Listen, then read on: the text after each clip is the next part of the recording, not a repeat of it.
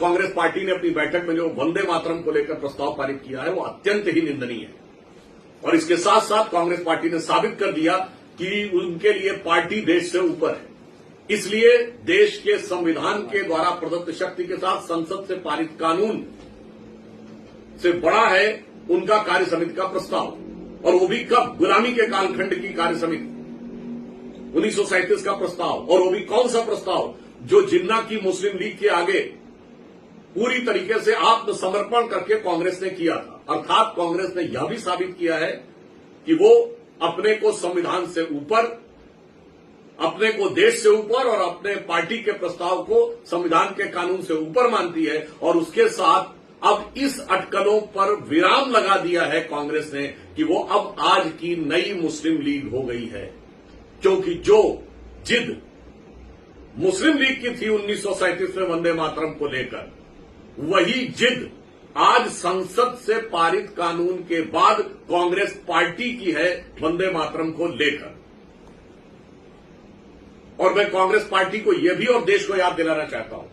कि ये जो इस कार्य समिति का उल्लेख उन्होंने किया है, ये 28 से 30 अक्टूबर 1937 को कलकत्ता में कांग्रेस वर्किंग कमेटी की मीटिंग में पारित हुआ था, जबकि उस समय कांग्रेस 1935 के गवर्नमेंट ऑफ इंडिया एक्ट के तहत ब्रिटिश सरकार के अधीन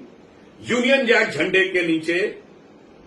ब्रिटिश क्राउन के प्रतिनिष्ठा की शपथ लेते हुए फरवरी 1937 में राज्यों में अपनी सरकार बना चुकी थी। अर्थात गुलामी के कालखंड में अंग्रेजों के प्रतिनिष्ठा की शपथ लेकर मुस्लिम लीग के आगे घुटने टेक कर जिस प्रस्ताव को पारित किया, उसको स्वतंत्र भारत में आकर उसके लिए अड़ना अत्यंत ही दुर्भाग्यपूर्ण और कांग्रेस की